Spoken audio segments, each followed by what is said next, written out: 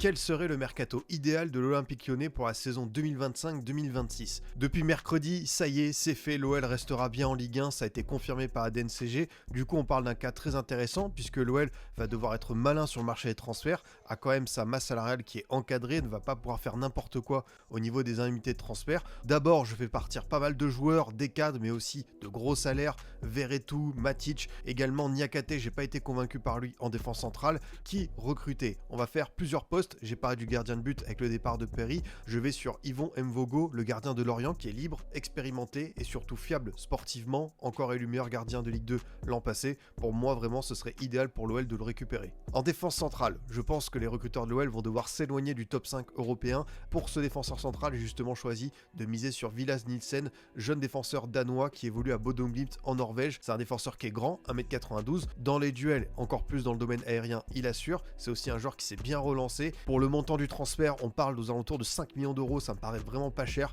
pour l'OL qui pourra quand même dépenser un petit peu cet été. Pour compléter la défense, le latéral gauche avec le départ d'un élément important, Nicolas Tagliafico, je penche sur un autre joueur qui connaît bien la Ligue 1 avec Sergio Hakimi qui est descendu avec Reims, mais pour moi il peut rester en Ligue 1, il a le niveau. Moi je me dis que le latéral gauche espagnol pourrait parfaitement s'adapter à cette OL un petit peu de transition, même si ce serait pas le crack à son poste, Hakimi rendrait bien des services. En joueur créatif pour mieux de terrain, j'active la fameuse clause qui existe avec Manchester City. Vous le savez, avec la vente de Ryan Cherki, les dirigeants de l'OL ont négocié l'arrivée en prêt d'un joueur de City et moi j'aimerais bien voir Claudio Echeverri. Il faut un joueur capable de remplacer et Cherki et Almada, ne serait-ce que pour prendre ses responsabilités dans le jeu. Je me dis que cette année en prêt serait parfaite et pour lui et pour le club. Il faut également des renforts offensifs. À droite, en attendant le retour de blessure de Nuama, je priorise un joueur de rotation capable d'être le 12e, 13e homme, Jonathan Ikoné, qu'on connaît bien aussi en Ligue 1. Il évolue désormais en Italie du côté de la Fiorentina et la Viola en attend aux alentours de 6-7 millions d'euros pour le libérer. Ikoné, je trouve que c'est une bonne opportunité d'un point de vue sportif